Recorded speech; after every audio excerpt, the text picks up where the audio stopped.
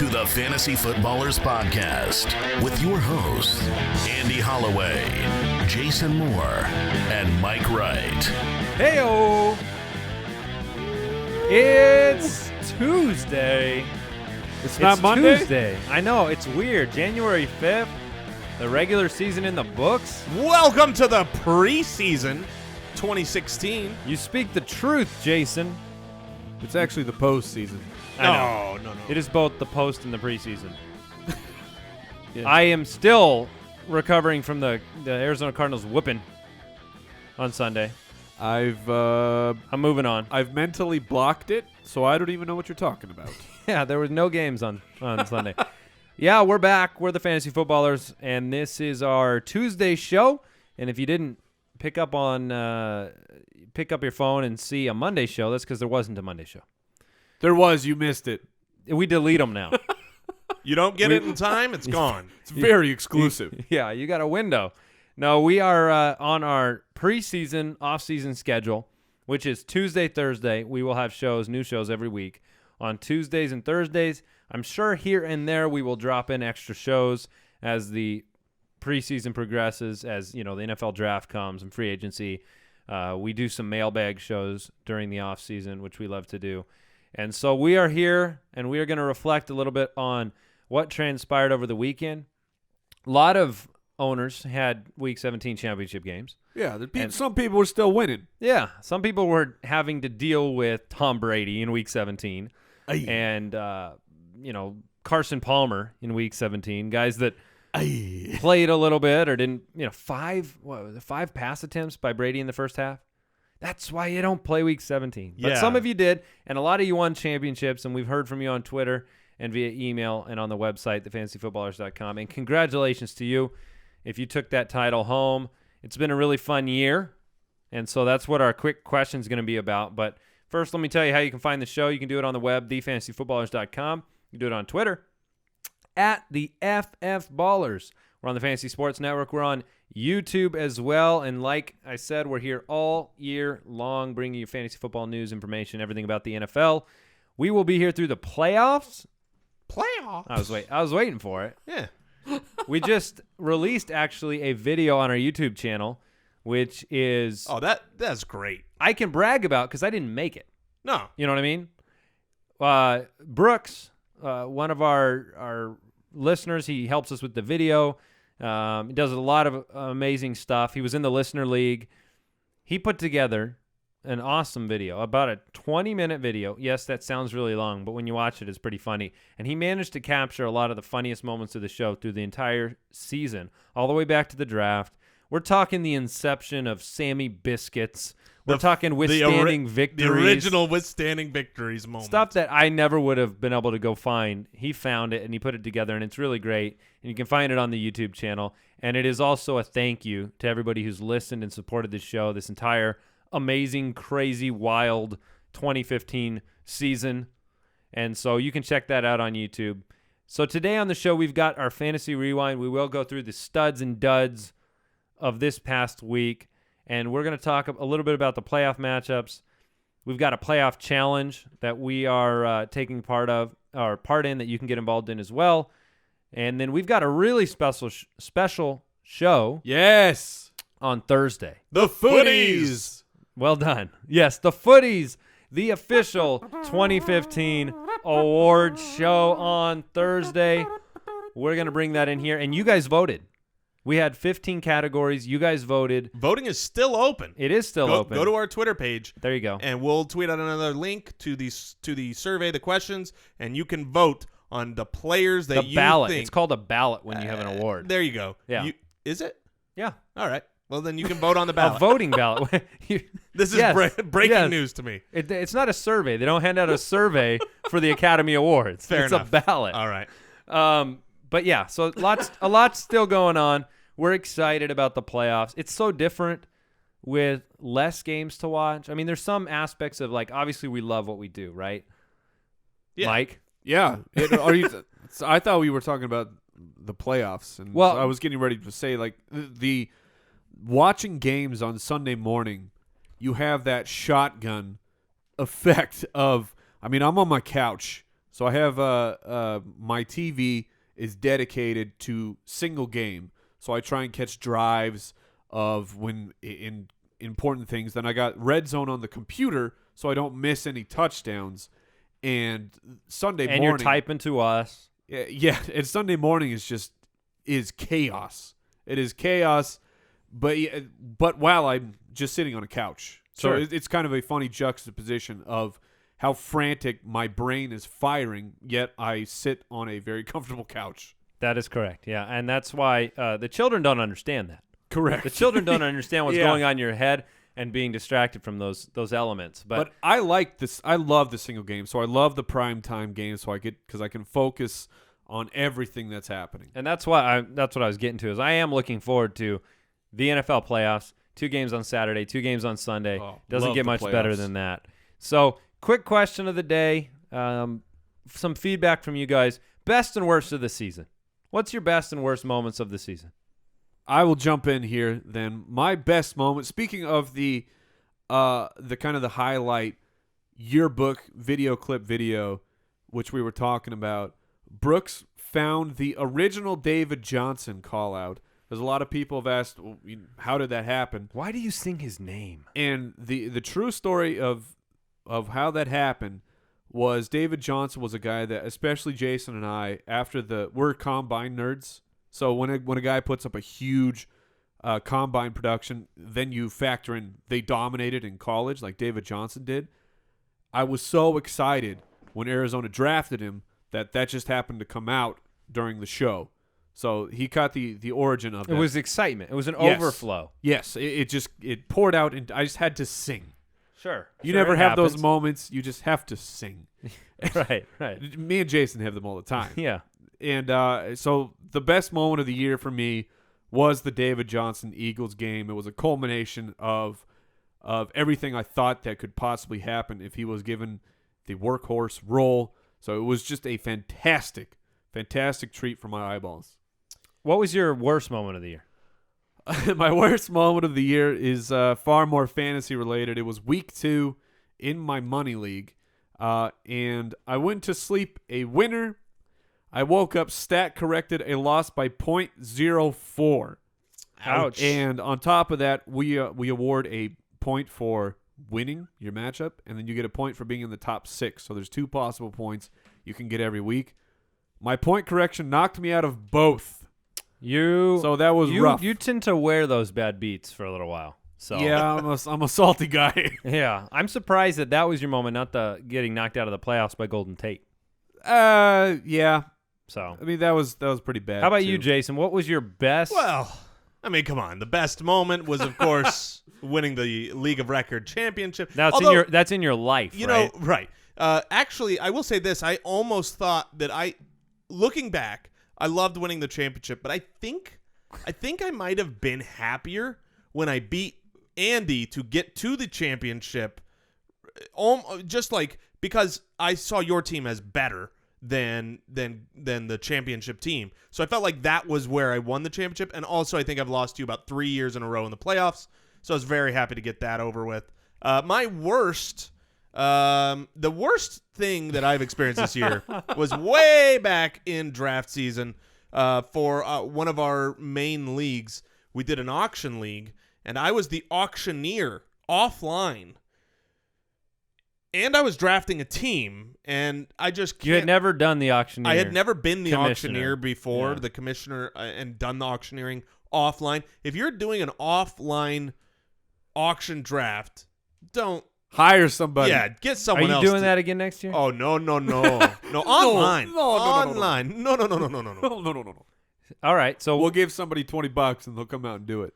it was very comedic because it seemed like what happened was at different times in the actual draft, which lasted seemingly forever. Oh. You just decided, okay, I better just Draft you a just guy. randomly choose the guy. I'm just gonna bid on him. I and had then no I'm gonna move idea on. who was on my roster. I had no idea what I was doing in that draft. Well, I would say one of my best moments is similar to Mike's in the sense that there are certain guys we talked about before the season that paid off big for listeners.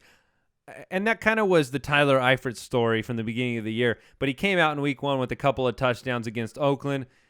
You know, he was a late round flyer for us for a lot of leagues where people were drafting guys quite a bit ahead of him. So that was a very satisfying week as a fantasy analyst. I completely agree. To come into the show and know that not only did my team, who drafted Tyler Eifert, do well, but really everybody who listened to the show got a bargain on him, and he carried that through the year, 13 touchdowns on the season despite some of the injury stuff. I would say my worst moment, plural, would be snake. Yeah, well, there's moments when it comes to Arian Foster. Both times he got injured. He was my preseason number 1 guy. Goes out. We had all the hilarity and mockery of Arian because obviously, what was the warning about Arian Foster as my number 1 guy? He tends to get hurt. A little bit injury prone. Injury prone. Then he comes back and dominates fantasy-wise. And then he goes down again. Goodbye, my lover. So all the Arian Foster, I mean, he's my guy. He goes way back with me. He goes back to the beginning when everyone was drafting Ben Tate, and I was going, that Arian Foster, I'm going to take him instead. What are your thoughts on your guy this year, moving forward? Oh, Arian? Yeah. I have a feeling he could be in the same segment next year. But I'm saying, so you feel like he can come back and still be great? I would just be completely guessing. So my complete guess is that, I think if he plays, he's good. I guess that's really the question. If he could retire. But if he doesn't, if he's still there in Houston, that's a defensive team. They like handing the ball off. You telling me he's going to get competition from Alfred Blue? You're wrong. Well, so Alfred Blue has 2 functioning Achilles. Well, that's true. Do you need those? I've heard. Steve Smith's coming back. I've heard you need them. Who's more fantasy relevant next year, Steve Smith or Arian Foster? Arian Foster. Ooh, that's a good Steve question. Smith is not going to be able to come back from that injury easy at his age. Arian Foster, he's very injury prone. How old is But he Foster? has a lot of experience coming back from injury. So he knows what it takes. Arian Foster is 29. And how old is Steve Smith? Is he like 33? 61. Steve Smith is 36. 36, Steve Smith. He's not That's a coming back big off difference. of a big injury like an Achilles. Steve Smith If is Arian's that is a 29, I man. think he can come back. I think All he right. can come back. All right, let's move on. Weekly Rewind. You know what? Some of my favorite comments on Twitter are the people that get mad at me for moving the show along. How dare you, Andy? They're always like, get your eyes off the watch. I'm like, how long would this show be? You have to move on. This is why we do more than one show. It would just be an everlasting episode. All right, we got some news. We're going to go through some of the things that have happened. We're getting buzzed all the time with coaching changes, right? Things are going on in the NFL that are going to impact your fantasy players for next year. And we are recording Monday afternoon. So there could be more coaching changes after we are done recording. Yeah, that's a worthy point. We record Monday afternoon so that we can release as early as possible on Tuesday morning for commutes and things like that. So, coaching changes. I'll try to consolidate these a little bit. You guys tell me anything that you want to, fantasy-wise, implications, things like that. Mike McCoy is going to stay head coach of the San Diego Chargers. They have relieved Frank Reich of the offensive coordinator duty. Yeah, I think this is great. I did not believe that McCoy should be let go. He's coming off of some very good seasons, and a lot of injuries. Injuries were out of control. Half of the Chargers Offensive were line problems. So, and Phillip Rivers, everybody had left Phillip Rivers for dead. I mean, Phillip Rivers was awesome. He was a fantasy superstar. Then he hit a year or two where he just fell off the map, and then Mike McCoy came back and kind of resurged his career. So I think this is the right move for San Diego. We'll see who gets to come in and play and call plays. But as far as fantasy-wise, I think it's great for Phillip Rivers that you can keep McCoy there, who has a strong offensive mind. So I love it for Rivers. All right, you also had some other coaches say farewell. We've talked about Chip Kelly on the show. Yes. You have Mike Pettine's going to be gone, right? Yep. Yeah, they're gone. They've already cleaned house in Cleveland. Right, and because Farmer's gone too. Yeah. Yeah, it's every other year. Right. It's on point. Tom Coughlin, no more. Oh. Yeah, he resigned. He's one of my favorite coaches. Wink, wink, wink. He resigned. Yeah, but he's not retired. he still maybe would like to coach again. How about you give him his due? How about that? He wasn't fired. Why don't you give a 2-time world champion his due? Hey, I actually think he's a good coach. I think that another team would be smart to grab him, but I don't blame the Giants for moving on from him. That being said, you're going to have a lot of questions fantasy-wise, depending on who they hire, trying to see what are the implications. I prefer, just like you were saying with the Chargers, I prefer when teams stay the same. When there's changes, sometimes what we see is you get too much excitement. You let's say they go out and they hire an offensive minded head coach, and we're going to elevate Eli or some of those guys probably too high and make mistakes in that. I prefer when a team has been rolling and they've got consistency and the coaching isn't changing or players who have been there for a long time and not changing teams. I think consistency is important in the NFL. I would really hope they bring a defensive guy in and you let Bob McAdoo just do what you're doing, man, because our offense is pretty good. Especially even the last few weeks when they got a running game going. But with McAdoo, his career has also resurged. These are some of the best years that Eli's ever put up. So hopefully they leave him alone and they just bring a guy who can fix the defense. There have been, over the last 4 years, 22 head coaching changes. That's a lot. Over the last what? 4 years. Okay. Over the last 4 years. And you do have situations that I'm paying closer attention to than others, particularly what Drew Brees and his situation with his coach. Is Sean Payton going to be gone or not? And then the situation in Indianapolis, because you had a juggernaut fantasy offense with Hilton, with obviously Andrew Luck, and what they do there. Those are two situations I'm paying close attention to. And obviously where Chip Kelly lands, you do have a certain amount of just offensive plays that are going to be run, a system that's going to be put into place.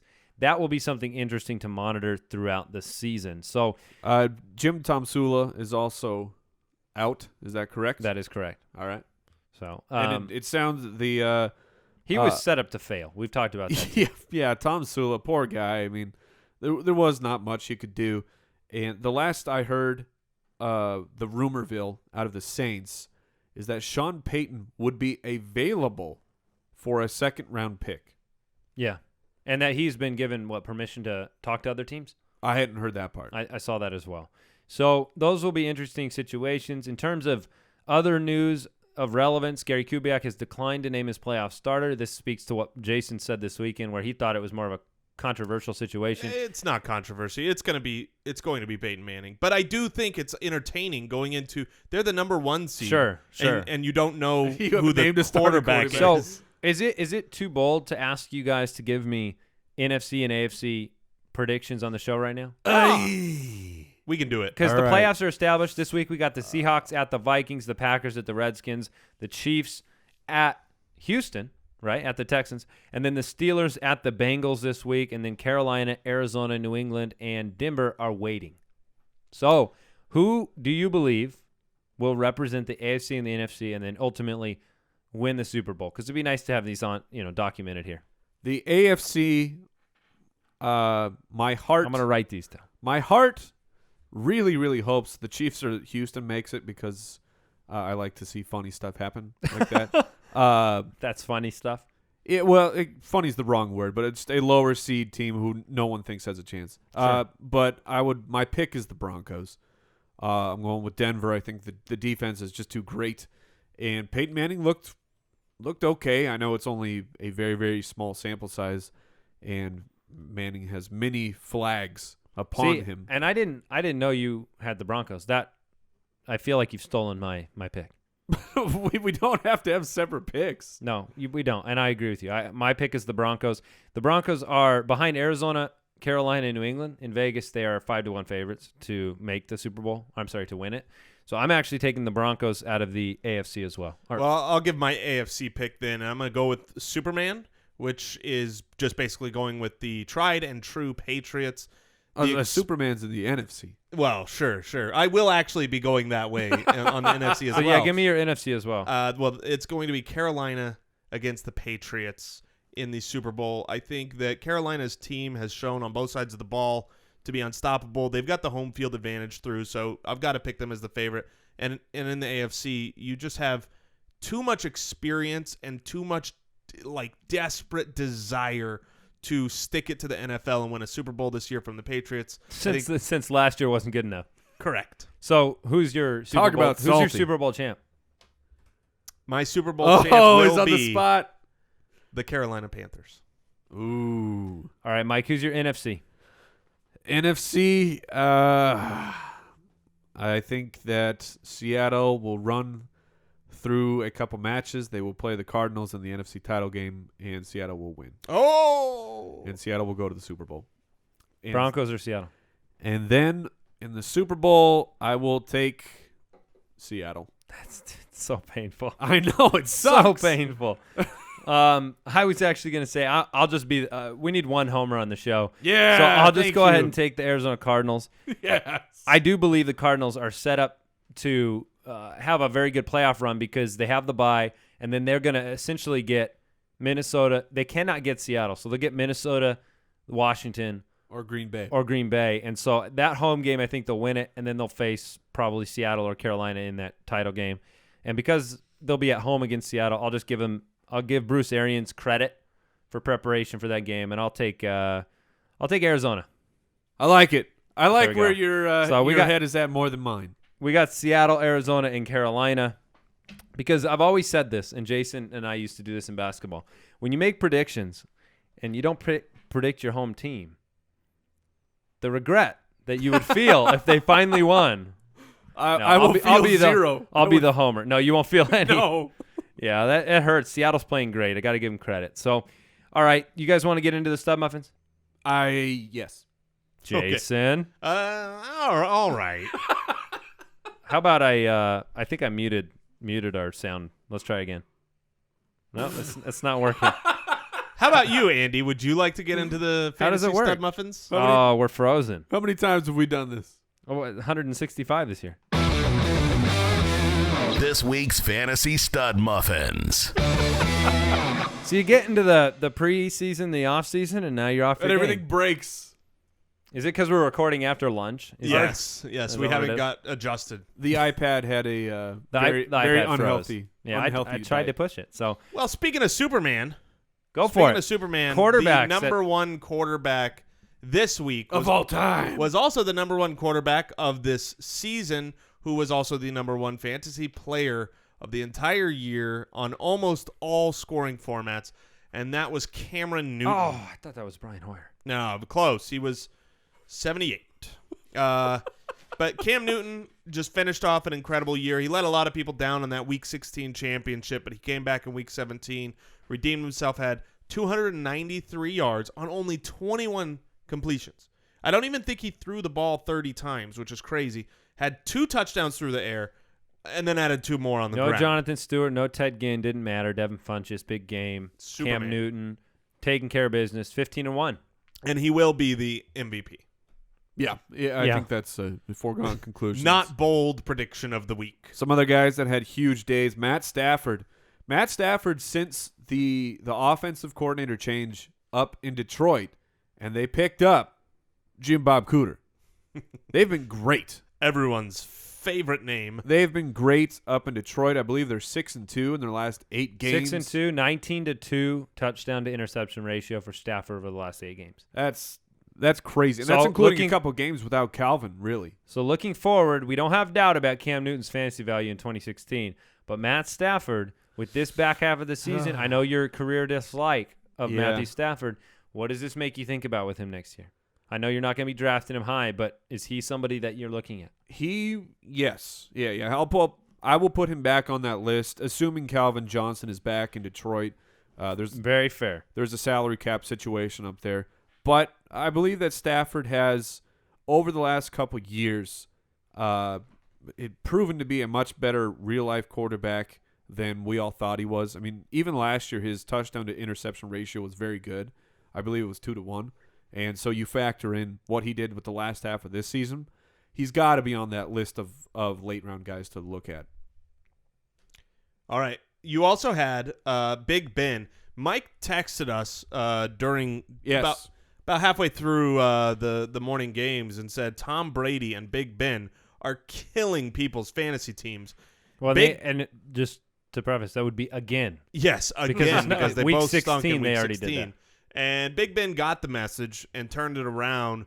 It finished the game with I paged him. yeah, You texted Martavis, who was on the bench and could be texted. he's not allowed to have beepers there anymore. Martavis. Yeah, Martavis might be in our next section of Pooped in His Big Boy Pants. And Ryan Tannehill came through with a big game against the Patriots. What I haven't looked at the finishing numbers yet, but I was reading a tweet that said Ryan Tannehill's numbers are actually very close to last year's, even though it does not feel like that's even remotely possible. So I thought that was a funny little note. You want to know what else is funny? No, there's nothing funny about this. There's nothing funny about the next guy. The greatness. On the great of the fantasy Studmuffins quarterbacks. Everyone who played him won a championship. It is Kellen Moore. Kellen Moore, as the Washington Redskins came in and played their starters for a little while as they decimated the Dallas Cowboys, the garbage man Kellen Moore threw for 435 yards and 3 touchdowns. I believe he had several interceptions as well. No disrespect to Kellen Moore, and in sincerity, you saw Jerry Jones came out and said he's a great he could be a really good number 2 quarterback, which I think we all agree, right? So no disrespect to him. This is the Wait. Jerry Jones said that? Yes, he did. So he conceded there's no chance you're a starting quarterback. That is rough for Kellen Moore. I found it refreshing because everybody knows that. No, but here's the thing. Jerry Jones, about Brandon Whedon, said he had one of the prettiest spirals that he's ever seen. Seriously, what is it, a death sentence? Is Yeah, it the fantasy reaper at the GM position? I think it's how much Jerry Jones pushes up his own guys. For him to actually admit that Kellen Moore is just the number 2, that Sure. means Jerry Jones thinks that he's trash. Oh, I see what you're saying. Well, Moore, this is the type of game he'll be able to tell his grandkids about. I threw for 435 yards and 3 touchdowns. You know what in a this? pro You game. know what Did this you is? win? That's Well, what his that's not grandkids will say. important. Nah. This game is. You know who this reminds me of? Matt Flynn. Oh, Sure does. I'll bet That's a Matt Flynn Matt game. Flynn Kellen had Moore- 7 in the last game of the year. Kellen Moore might get some cash coming his way from some teams. Hey, remember that game where I threw 435 and 3? Hey, it doesn't hurt. Shows that you might be a viable backup. And I'm not sure. Yeah, that's not the best job in football. The backup. The backup quarterback? Matt, it's great. Matt Flynn is my personal hero. I have talked about this a lot. Yes. Nobody has had more signing bonuses in his career than Matt Flynn. He will go and sign with a team, and then the next week later, he's signing with another team because he's a rental piece. He's on 4 payrolls right now. It's amazing. I was going to say, and the Browns are paying 4 coaches still, probably over the past 4 years. A stat out of the AFC North. I forgot to throw this out when we were talking about coaches. The last 5 coaching changes in the AFC North, the Browns. All 5? Wow. That makes sense. Marvin Lewis isn't gone. Yeah, that's crazy. All right, wide receivers that lit it up. Little-known guy, Antonio Brown, wide receiver for the Pittsburgh Steelers, had the best game since last week for him. 13 for 187 and a touchdown. He's so good. He's really good. Calvin Johnson is trying his best to prove he's worth that big cap number next year. 10 for 137 and a touchdown. The past 2 weeks have got to encourage fantasy owners without question about Calvin Johnson's ability to put up big numbers when healthy. Agree? No. No, mean, you don't? I guess he's had it. I will say this. I agree that is a good sign, and that is, I guess with the spirit of what you're saying, it's an encouragement. So, yes, I still don't believe. What was Calvin Johnson's rank this year? Total in wide receivers? Yeah. 13? 15. Okay. 15, so. Yeah, I'm just saying I'm not drafting him. You know, coming into this year, I think you guys gave me a bunch of crap when I had him outside of my top 5 on my Yes, we did. wide receivers, and I believe that That must have been someone else. You saw him. You saw him in kind of the middle of the year have just a real crap production, and then all of a sudden the last 2 games before his big contract needs, he goes off. I wonder what he is second half of the year. He had those two you know what games. You know what I realized I just did wrong? There's 2 of us, and I could have widely denied that. we gave him that crap because there's 2 of us. Yep. And we could have made Jason look the fool But now yet again. But now you can't. So we jumped over Antonio Brown, who I believe had the third best wide receiver yardage year of all time, and that's including multiple games of Michael Vick garbage, where he did nothing with Michael Vick. Absolute garbage. So Antonio Brown, as of the recording of this program, and you are listening to it in early January, Antonio Brown is my number one pick for next year. Julio Jones deserves to be talked about in the wide receivers this week as well. He put up the second most yards in NFL history this year and had an incredible year, 130-plus catches, really consistent on a team that was, second half flop of the year. Other guys that had big weeks, Brandon Marshall, again, 8 for 126 and a touchdown. Demaryius Thomas had a great week, 5 for 117 and a touchdown. Jordan Matthews. Your start of the week. Without yardage. Yeah. Just catching touchdowns. Hey, that'll work. And Devontae Parker showed up, 5 for 106 and a touchdown. Looked good. Yeah, I think that of this list, we have three guys that we just wanted to talk about real quick because we're looking to the future. You Certainly. got Devontae Parker, you got Devin Funchess, and you got Jamison Crowder. Three rookies who finished up with really big games at the end. Devontae Parker showed this week, at least to me, showed that he is an elite level wide receiver talent. And the guy who really surprised me this week was Devin Funchess. I was not high on that signing. I thought we were getting Kelvin Benjamin 2.0 because while Kelvin, he's fine. I mean, I think he's a good wide receiver. I just don't think he's an elite Julio type guy where people are getting a little carried away, in my opinion. But I think next year that Devin Funchess is going to be a guy that you can probably get a little bit later, like 7th, 8th round wide receiver who He'll go behind Kelvin Benjamin. Absolutely. Oh, for sure. So Absolutely. you'll get him really late next year for sure.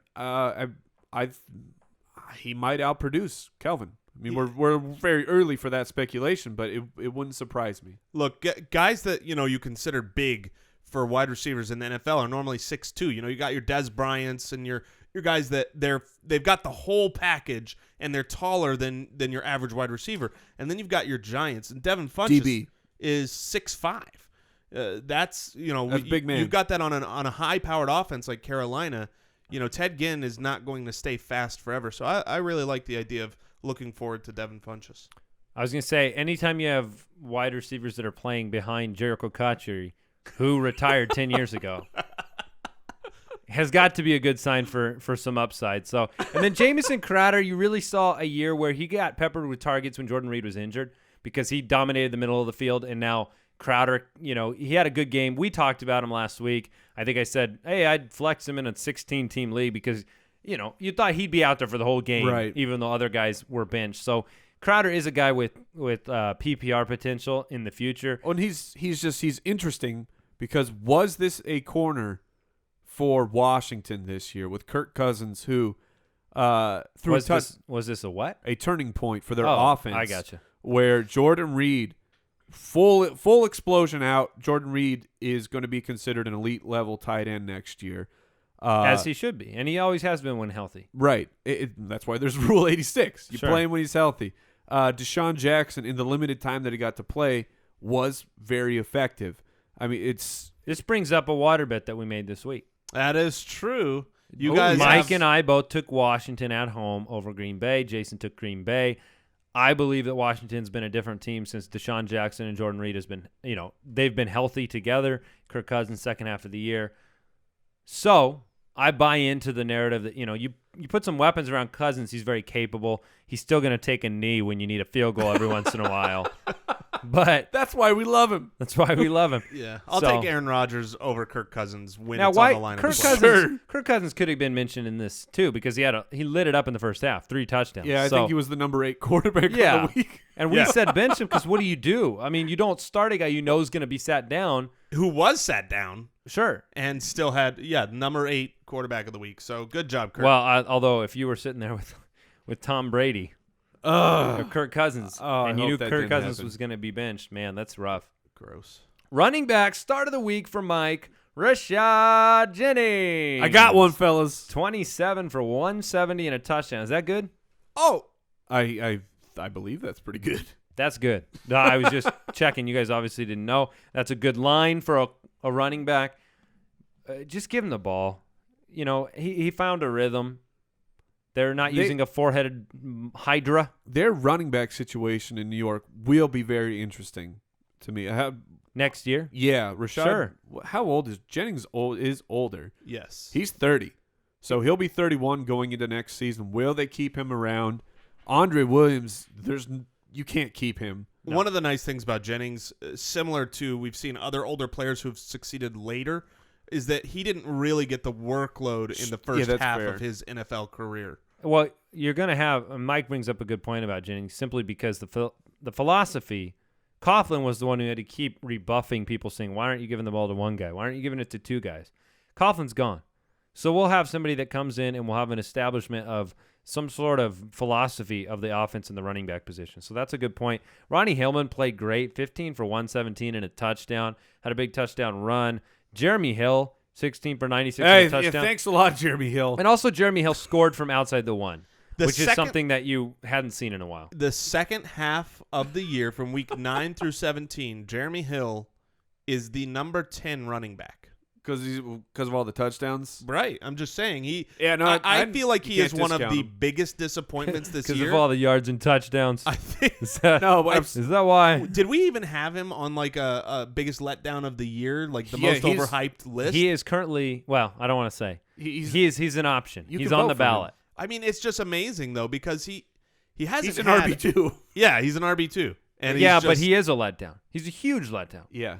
If for what I was, we talked me about personally was I was expecting a big year out of Jeremy Hill, and he was drafted as a back end RB1. Yeah. So look, one thing you're not going to get from me this offseason on this show is a globalization of the fact that a guy finishes at a certain spot and that means he's that good for your team, because you have weeks where guys go insane. You have Eli Manning who throws 6 or 7 touchdowns.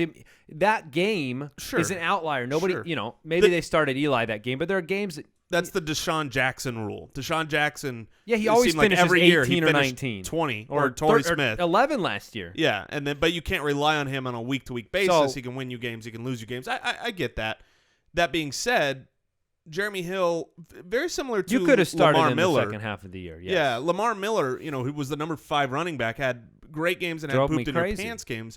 But I guess the thing I'm trying to point out is that their pooped games weren't as bad as we thought they were. They might have Jeremy Hill's were. Well, they had a couple, right? They had he had a ton. Did Jeremy Hill? How many games did he have under 5? All right, I'm gonna spoil something for you. As of right now in the balloting, Jeremy Hill is the letdown of the year out of a group of 10 people. So that's the impact he's had on fantasy owners, is they look at him and they say, huge letdown. 4. He had 4 games under 5 points in our half-point PPR scoring format. And even this glorious second half, 18, 4, 15, 9, 20. Yeah.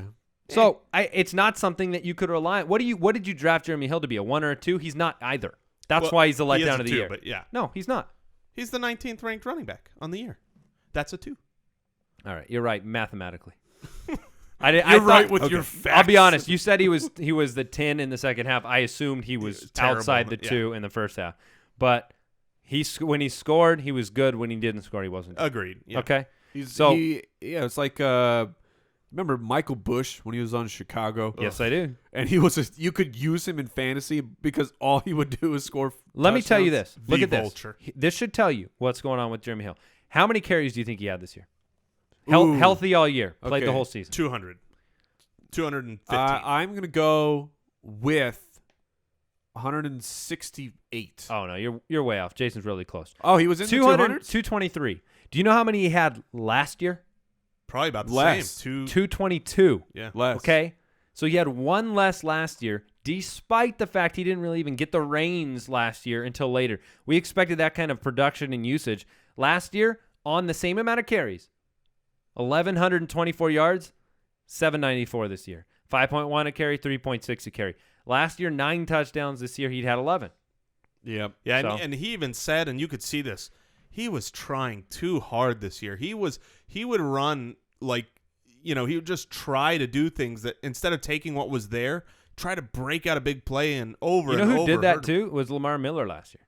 Yeah. In the beginning. Yeah. Where was it last year or 2 years ago where the Frank Gore hype, he's this great player. You come out, you try so hard, you lose your game. And maybe he's finding it. Is that what you're saying? You believe Jeremy Hill's finding it? Yeah, I'm not too scared of drafting Jeremy. Post hype. Yeah, post hype sleeper would be Jeremy Hill this Let's start it already. Oh my goodness.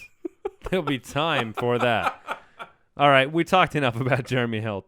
Matt Forte, Timmy Hightower, who, by the way, was the number 2 running back over the last quarter of the season after not taking a carry since 2011.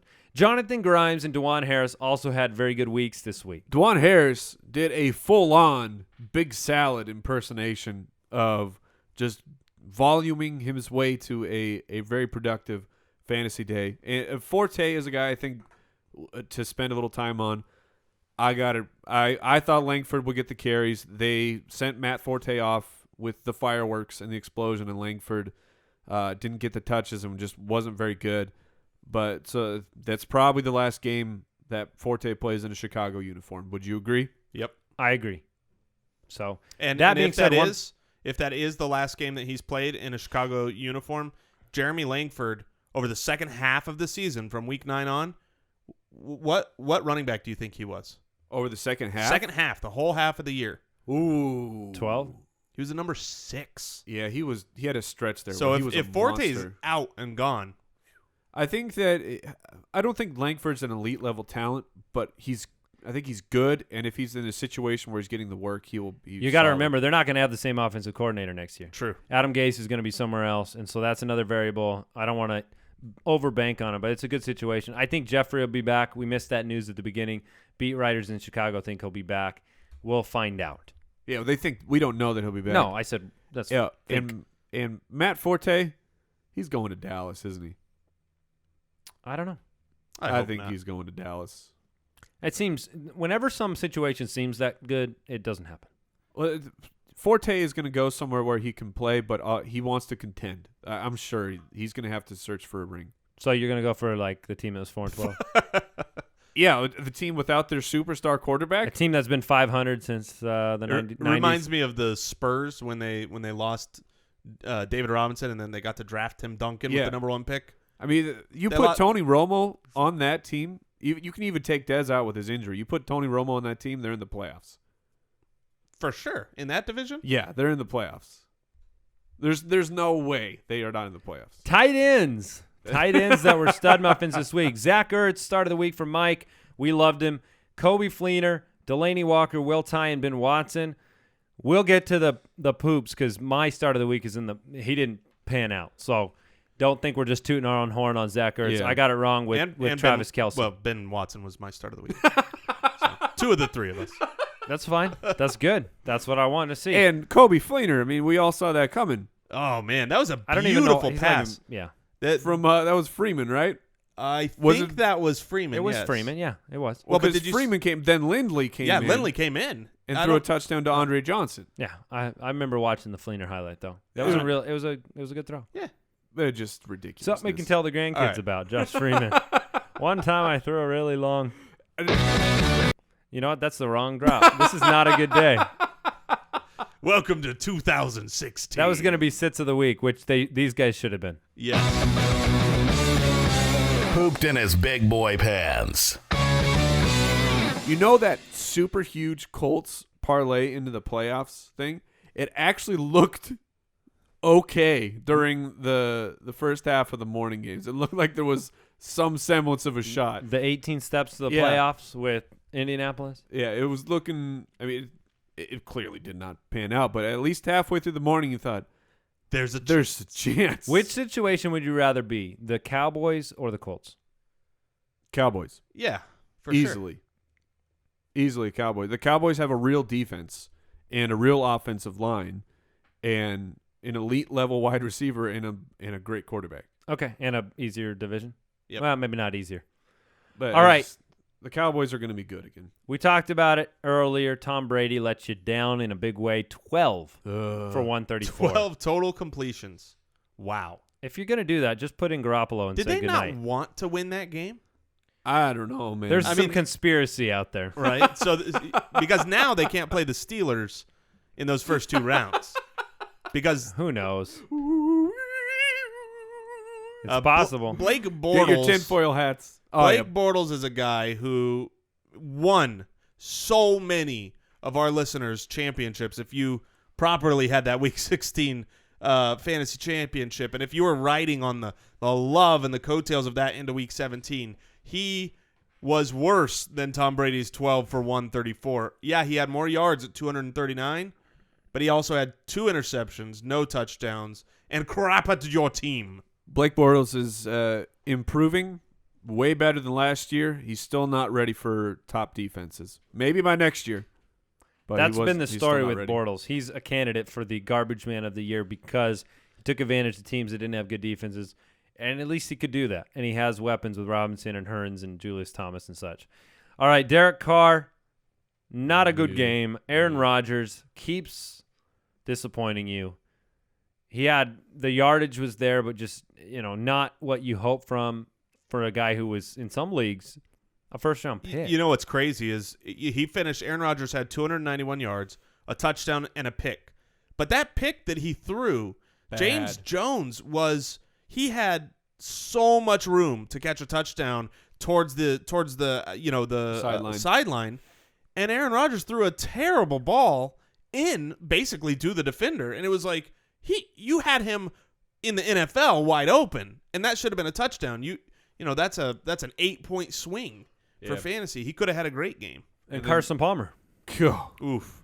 We don't talk about that. Carson Palmer was bad, and he got benched. Rough, because we came out and we said what Arian said, which was he's going to play his guys. Now, the game got out of hand early, and he made the right decision. And the Carolina game was already out of hand, and so he said that factored in. This is another reason. We said coming into Week 17 that of all the recent years, this was like kind of a better week because only Washington was really established. But you saw this take effect in multiple games where yes, you did. Where, later on in the game, we're not going to take the risk. Other game scores have kind of determined things. So let this be a good time to start talking to your league about a Week 16 championship. Really. We actually have a question about that coming up in the mailbag. Great. That we can talk a little bit about at length. So running backs, D'Angelo Williams got hurt. Yeah. David Johnson disappointed. Chris Ivory, it was an enigmatic that we'll talk about. And then Latavius Murray and Eddie Lacy. So big names that didn't do it in Week 17. Chris Ivory is the guy I want to talk about. I tweeted right before the game, hey, Bilal Powell's out. I did too. Get Chris Ivory in your lineup. And he looked great. He only on had that carry. Well, he was 6 for 81. Actually, every carry he was pretty good. Right. I mean, his other 5, he was 5 for 30-something. Clearly, the New York Jets saw something in my favorite sleeper, Stephen Ridley. Ridley carried the ball. Clearly, they saw something that I saw. Yeah. Ivory didn't leave the bench at all in the first quarter. And in the first quarter, Stephen Ridley carried the ball 6 times for 15 yards, and the Jets punted 4 times. So this was a cold game you need for the playoffs, made for Chris Ivory's running style. Ivory, that you have to win. And then when he came in the second quarter, he ripped off a 55-yard run and then got 5 more total carries. Something had to have been going on, and we have not yet heard now, about it. Ivory said, now he had been limited with a knee injury. He said this. He said, I was still a little shaky, but I'm a strong man. But I'm a strong man. He said, I know how to play with pain. I was in a little pain, but I could have played a lot more. Yeah, and should have. So it's weird because I think Todd Bowles said, yeah, he said game plan related. Yeah, Bowles said we wanted to give him a long time to rest. And so we're not going to – we're going to give him a whole offseason. There's a tweet here from a beat writer who covers New York, and he said that Ivory claims he was healthy and doesn't know why he didn't get the bigger workload, and he never asked. Well, and it's interesting because he basically played third down role with Bilal Powell. That's what Ivory did. He came in and played this third down role. I don't know why they changed the script there. It was a bad game for the Jets. At least it got 81 yards. Didn't completely Somebody kill you. asked us on the show. Yeah, that's true. Somebody asked us on our Patreon Mailbag show, who's your like dark horse, who you're rooting for? A couple of us said the Jets. We were really hoping the Jets could get in there, and it didn't work out. Fitzpatrick, bad game. That's more of an NFL pooped your pants than a fantasy pooped your pants. I mean, it was a little both. We talked about Winter Fitzpatrick all year. When will Winter Fitzpatrick show up? The answer was the worst possible time. I mean, he has never been in the playoffs, right? 11 years now? Not that I can think Something of. like that. All right, tight ends, as I alluded to, Kelce, nothing. Yeah. 1 for 10. Greg Terrible Olsen, game. nothing. 2 for 16. And Julius Thomas, 2 for 12. 3 guys that did not help you in Week 17. That being said, moving forward, Mike, I'd love to know your kind of perspective on Travis Kelce's season. He was a big sleeper for you. He didn't have a terrible year by any stretch. He certainly didn't have an upper echelon game-changing tight end season. So how do you look at him going into 2016? You have to look at Travis Kelce as a guy with tremendous talent, but a lack of opportunity. If you look at, I don't have the numbers in front of me because I was not prepared to riff on Travis Kelce like this. But Kelce's yards after catch last year, I believe he led the league for tight ends. This year, if he's not leading the league in yards after catch for a tight end, he's very, very close. His physical skill set is tremendous, but the offensive play calling just never targeted him. They brought in the dirty cake, Jeremy Maclin, who had a great year. A part of why I liked Travis Kelce was Maclin. I thought that Maclin could have an effect of get Kelce more open, more involved in the game plan. It just never came out that way. So as far as next year, Kelce's not a guy I will avoid. I didn't get burned by him to the point he's of still saying, finished as the number 6 tight end. You have to adjust. And he was number 2 in terms of yards after the catch at the tight end position. Who's number and number 1 right 8 now? overall. Number 1 was Reed? Gronkowski. That's what it's I Gronk. thought. Okay. Yeah. So And so he's going to be a guy that you can because other people will be a little bit sour on him. So he's a tight end. Maybe you can get in the 9th round or so, which I would be perfectly fine with right now. All right, so the wide receivers who pooped in their big boy pants. Odell Beckham, he definitely, 5 for 54 is, it's not a goose egg, but he's Odell Beckham, and you expect more from him. I think the two that were the worst. One guy, I hope you didn't start. We said to sit him. He did not look good. Was Amari Cooper. He was 2 for 20. He shouldn't have even been playing. They should have shut him down 2 or 3 weeks ago and let him rest up for next year. Great player. But Brandon Cooks Weird, man. had been on fire. Weird. And he finished the game with 5 for 22. Was he I don't know if he had like some negative 20-yard play to get that kind of yards per catch average there. And then, of course, Doug Baldwin, because he stunk because Russell Wilson stunk, and you should have sat him. yeah, why in the world is that not the headline here? I tried to do it. I tried. Mike sits Russell Wilson weeks ago. On Russell Wilson's explosion. Looks like an week. idiot. I show you guys how to really sit Russell Wilson. I look like an idiot. And you decide your turn to sit Russell Wilson is up. completed the trifecta. So thrice we have looked a fool. Like I grabbed the scalding pan, and burned your hand. and I had the letter emblem in my hand like Home Alone. Mm-hmm. And then Andy was like, "Well, let me make sure. Yeah, let me make sure I picked we up the shouldn't pot do with 2 that." hands. And then he got scorched, and then Jason comes in, I guess, a couple days later, and we're like, "Hey, Jay, It's don't still hot. do that. It's Do still not hot. do that." And then I'm getting griefed on Twitter. And I'm like, you guys talk to Jason about that. 'Cause Yeah. I had nothing to do with But that. in my At defense, Jason FFL. Don't three- put that evil on me. At three, Jason FFL. 3 strikes and you're out. I was just wanting to get that strike out now before the playoffs. For the Cardinals? Yes, so you're welcome, Cardinal fans. All right, let's move on. Mailbag. Russell Wilson.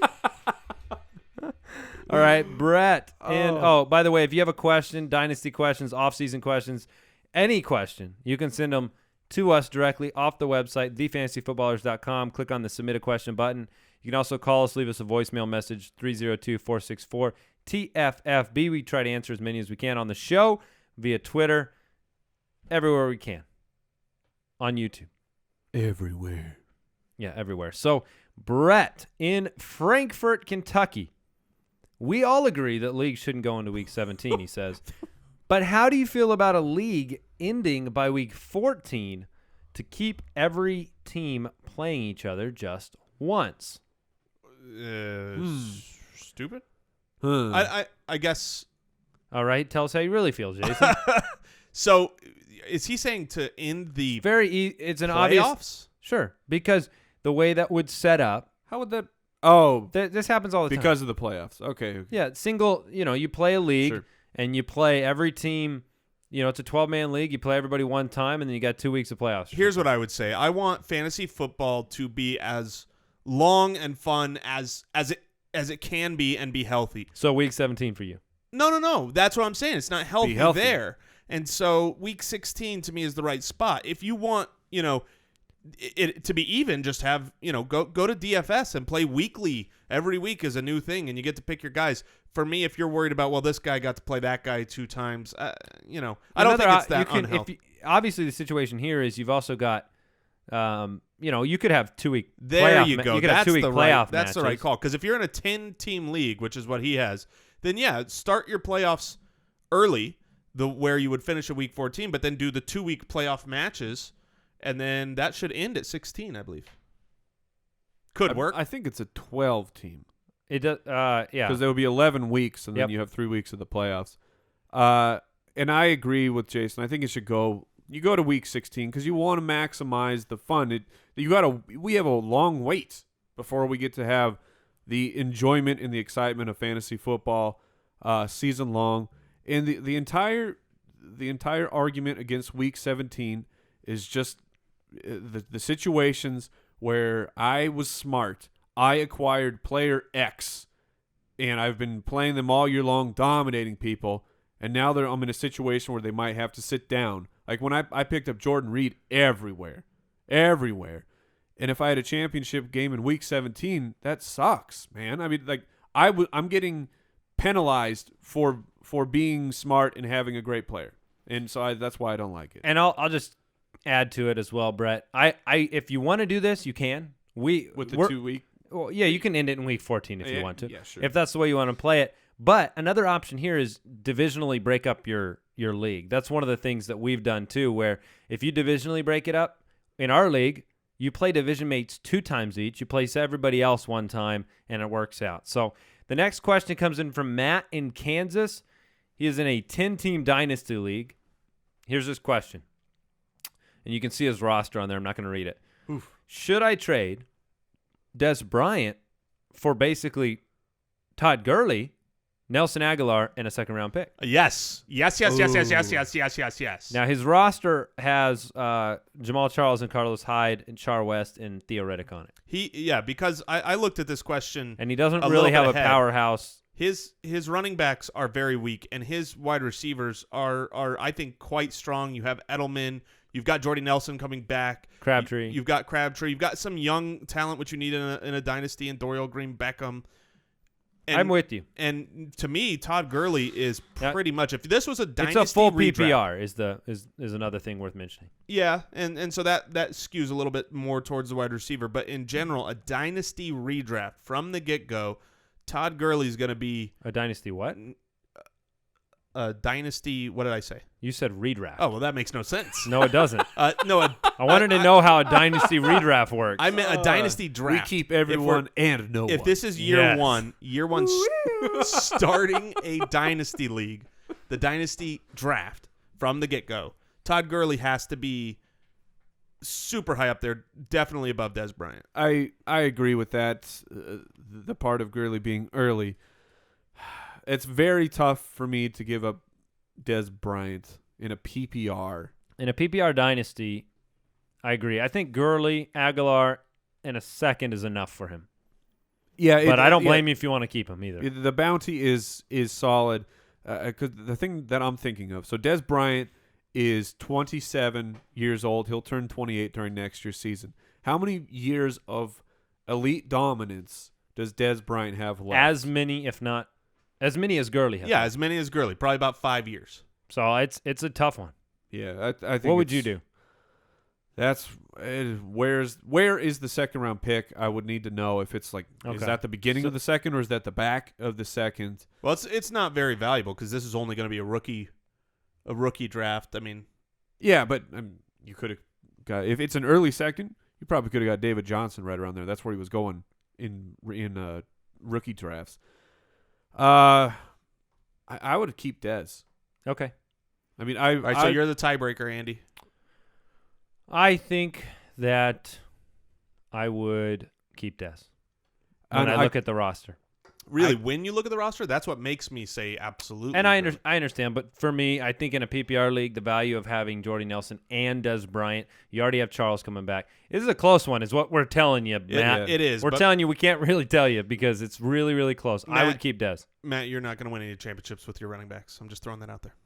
With Jamal Charles, he's no good? Well, maybe Jamal Charles comes back and is fine, and in which case that's very helpful for another year or two. Carlos Hyde is a guy that I am very excited about for next year. New regime, back from injury, forgotten man. He was when you break down Chip Kelly, head coach of the San Francisco 49ers. Smaller metrics like forced tackles missed and things like that. When you're looking on like Pro Football Focus, Hyde, despite missing about half the year, is still very, very high on. He is a guy that I did not like coming this year, but I'm saying I was very wrong. I think Carlos Hyde is going to be great.